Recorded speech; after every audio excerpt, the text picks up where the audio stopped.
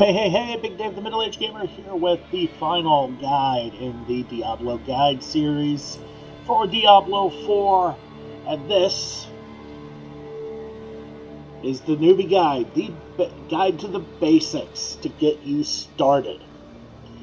Now, first things first, after you choose a class, you're going to get this screen right here.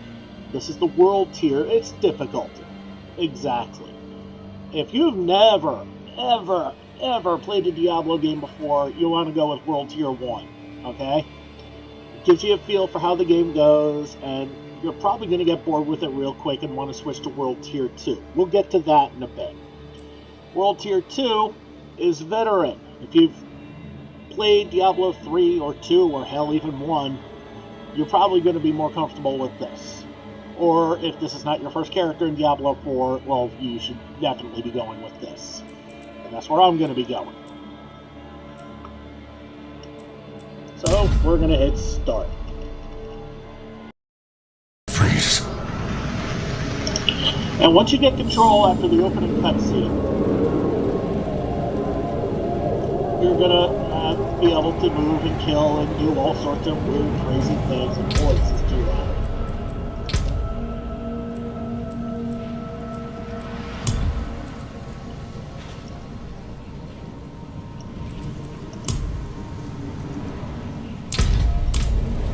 Or it's just the snowstorm that's making it really hard for me to hear. And if it's making it hard for you guys to hear, I apologize, but that's only temporary. Now, you're going to see a little blinking thing here that says, A, you have unspent ability points.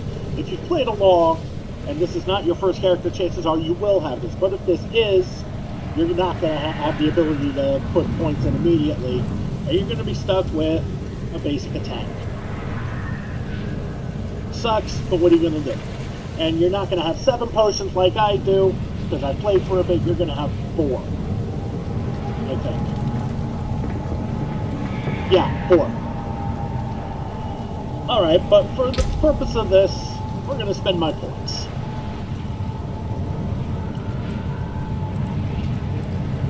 Now,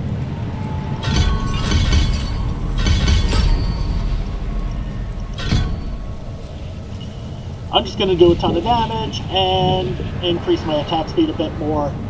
That's all I really care right now. Now, the first tip I'm going to give you out of the gate, whether you're brand new or it's just a new character, it's like the Hatebreed song, destroy everything. Alright? Take your time. You are in no rush to get beyond this, unless the storm is really giving you a headache. Road's blocked. Should clear up when the storm has passed. Smash everything.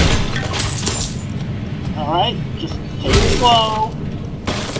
Find something at the top. Gold is good. Gold, as I said before I was so rudely interrupted by 3 wards, gold is good. It's about all you're going to find here early on, but that's okay. Especially if you're just starting out. You're going to need every single stinking gold you can get your grubby little paws on. Okay, bad choice of words considering I'm a werewolf right now, but still. Take your time. Explore everything, find everything. Especially when you're this early, you haven't even gotten to your first attack. Trust me, you're not going to run out of inventory space at all.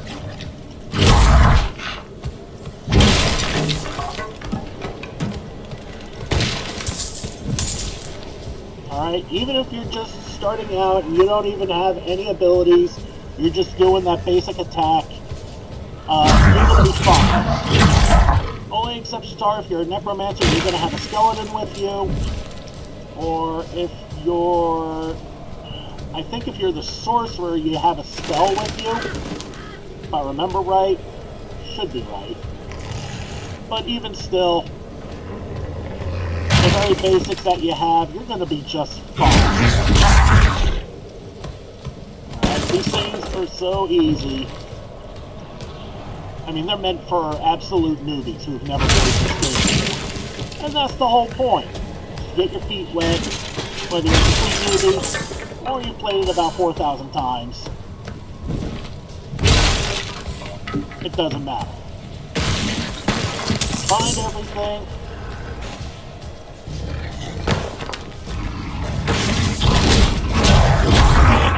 Collect your bag. Beat up on some incredibly weak wards.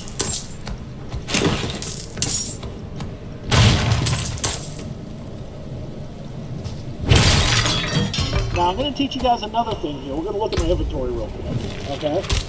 Now we're going to beat up a ward. Now we're going to look at my inventory. You might notice I currently have 1 million plus gold. Alright? So, me personally, for the purposes of this video, I don't necessarily need the gold. But you're still going to need the gold. Okay, we're coming up on the vest, so on the first sound. Alright, and this is all done by design. You'll notice I'm about halfway to my next level. Another abandoned town. Yeah, we know. Demons everywhere. Fangs in the dark. Ah! He bit me! Careful! He's a wild one. Whoop. What's it to you? Oswen, hush! We're not I'm here for the sorry, storyline. Wanderer. We'll be back You've after come this. at a Not deep... Alright, and once you get There through is the evil conversation... staring in the ruins to the north. That poor monk back there must have gone inside. Even Alright. a holy man like him was driven mad by whatever he saw. Lady's gonna let you in, and the first thing you're gonna see is a weapon. These will keep you safe. And you'll notice that your weapons merchant is gonna sell you some, well, very slightly better gear. So, take advantage of it. Every little bit helps. Could you protect us? And then once you're through the next conversation, you're going to get your level, you're going to get another skill point, or if this is your first run through, your first skill point, which will allow you to put some points in. Oh, there's the map. Let's take a look at the map real quick. Gives you an outline of where everything is.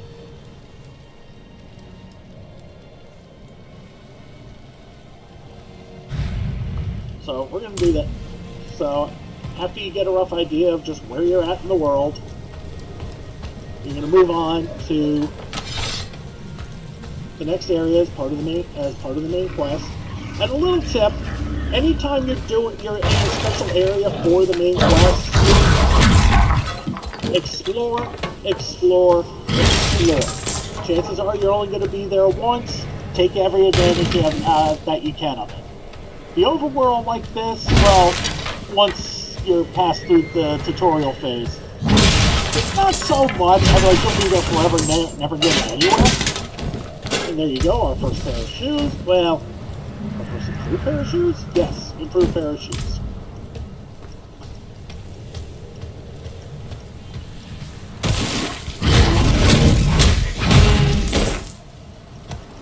And there's our first pair of gloves. And you see, that's pretty much how it goes. But yeah, as I said, explore everywhere, get into everything, especially if it's a main quest at dungeon. You're only going to be in there once. Take advantage of it, clear it out. Most other places, even if it's a side quest, you can go back there if you want. So it's not as big of a deal to just poke around completely through everywhere. So definitely something to keep in mind there. All right. So we're going to bail out of this character and we'll go through some other tips. So hang tight. Okay, the next thing I want to talk to you about is inventory, and more specifically comparing items. Now, the important thing, to me at least, some people might say otherwise. Wait, seriously?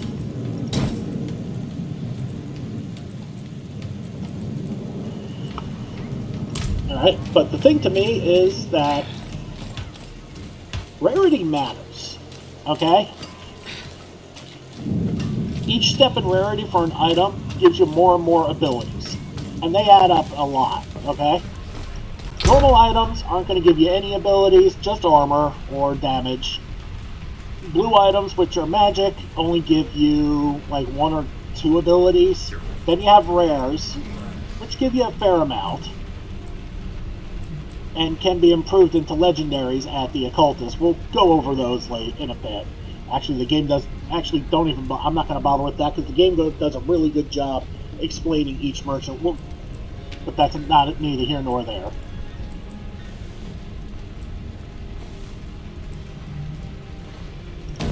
But this is a great example here. Legendary items, top notch. You see those specialized abilities with the orange star. Alright. This one protects better. Still got 4 abilities. But this one's got 5 plus that flame shield ability. Now this isn't a fire build. I don't think. Is this a fire build? Oh yeah, sure is. Never mind. I'll shut up.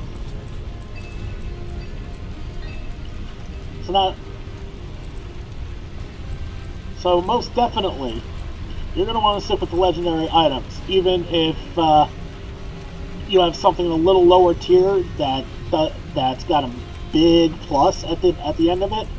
I mean, plus 9, whatever, but I've seen stuff where I've had comparisons like plus 230.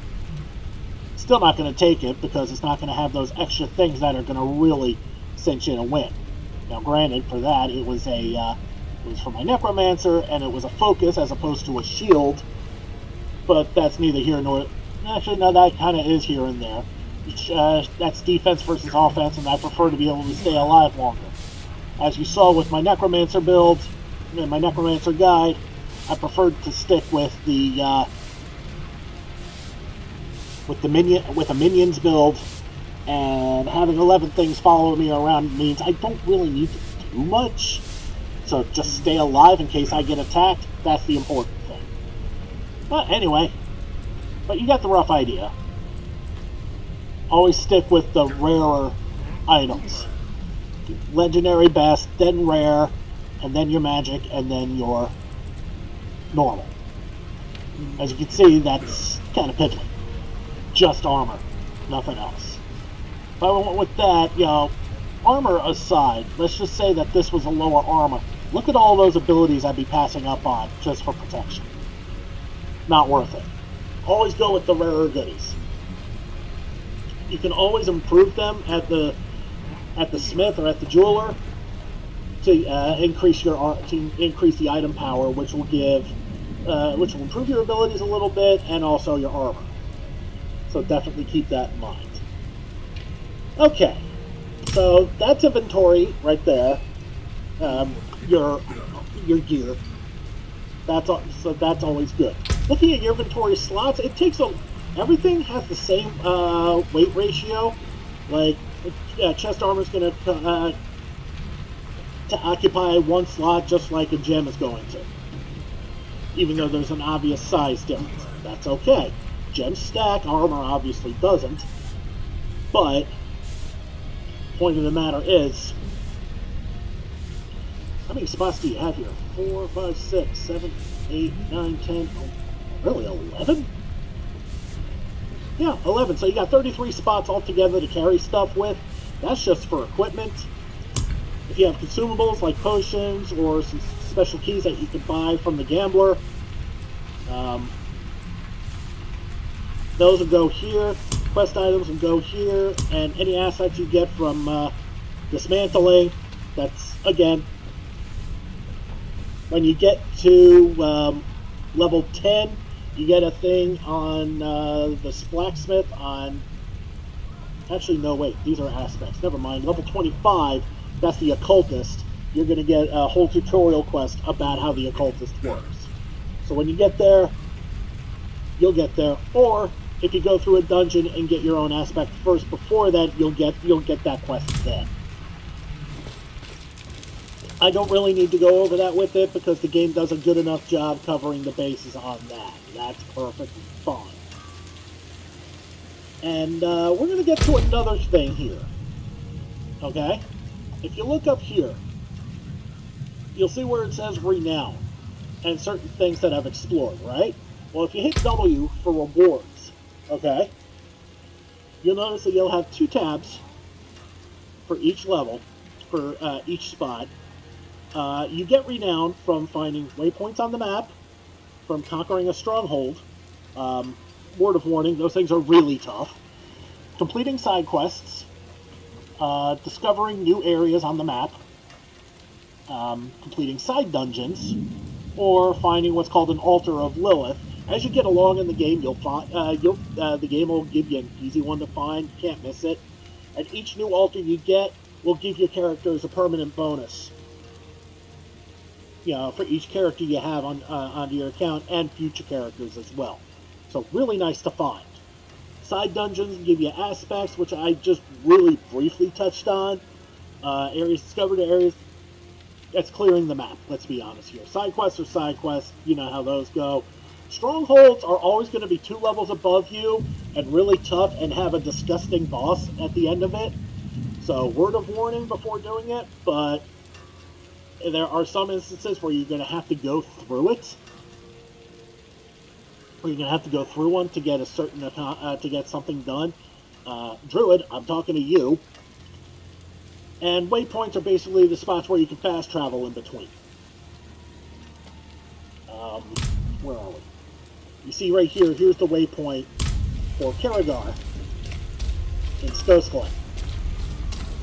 We're going to go to it. Now, unlike other Diablo games, here's an interesting tip too. You can very easily go back and forth between acts like it ain't no big thing. Diablo 3 you could as well, but there was a bit more that you had to deal with it, and it was a bit of a pain in the ass. But that's neither here nor there. Alright, I can go back to Menestad, I can go back to Kyovasha, I can go back to Nevesk. Alright? I can go anywhere and it's not a problem. I could, but I'm not going to right now. Alright, so what else are we talking about? Okay, going back to the Renown. Let's go back to the rewards. The top one is for that current character. If it's grayed out like this, that means you haven't gotten it yet. There'll be a bar above it that kind of gives it away. And underneath will be for every character on your account.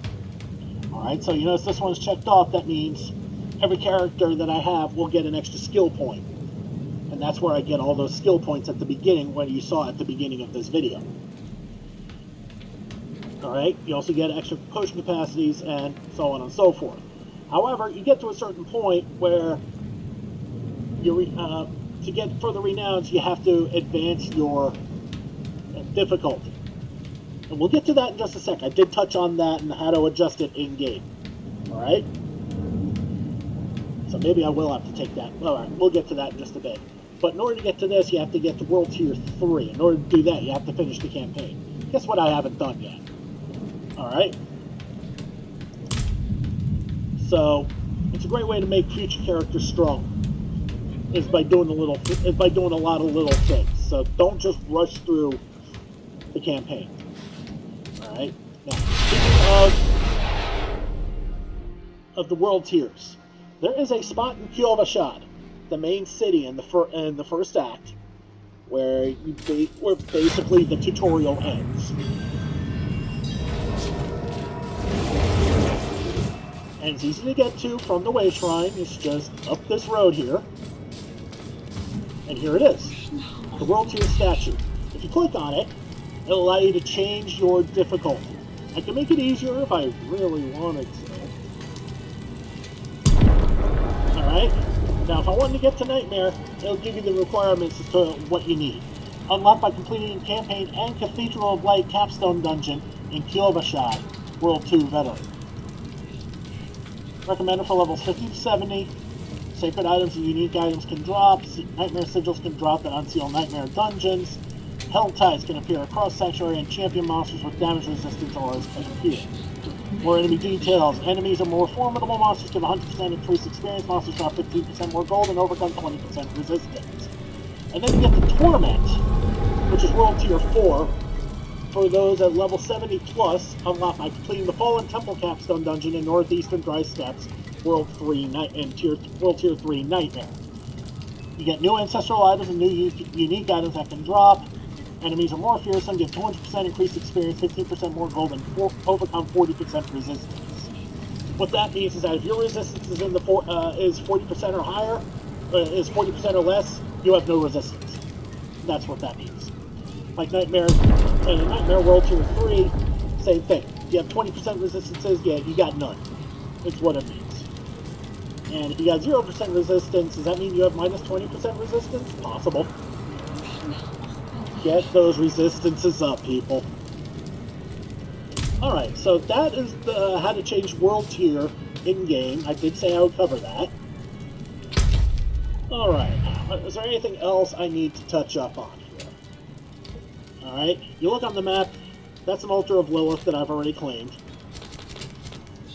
Now, if you find one that you've already claimed on a previous account, you're not going to get those bonuses all over again, but you're still going to get the 10 renown for finding it again. That's perfectly fine. Now, you notice, this character here, I am level, where the hell is it? 32, right? Remember what I was saying before about strongholds? Here you go. Stronghold level 34, okay? And as I said, every one of them is going to end in a stage boss. Not an elite, an actual boss.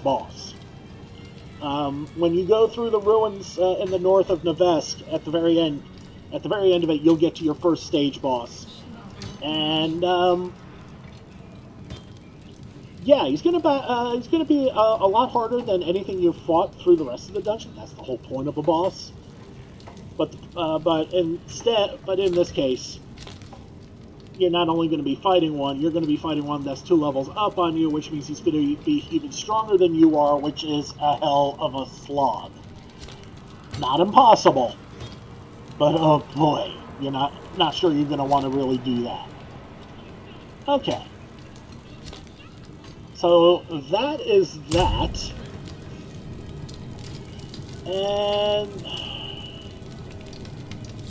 I think there's one other thing to touch up on, and that would be the emote shrines that you can find out and about in the wilds, but I already released a video on that, so you just search that and you can find it. And I think that will cover everything else here. So thank you so much for watching. Don't forget to like and subscribe to get the latest and greatest videos as they come in and to help expand this channel. From here on in, I'm going to be doing different videos for different games every day of the week. I'm going to I had a list of it, but there were a couple that were really bombing, so I'm going to update that list, and we're going to resume it after this video. So thanks so much. This is Big Dave, the Middle-Aged Gamer. This is Diablo 4. I'll see you next time.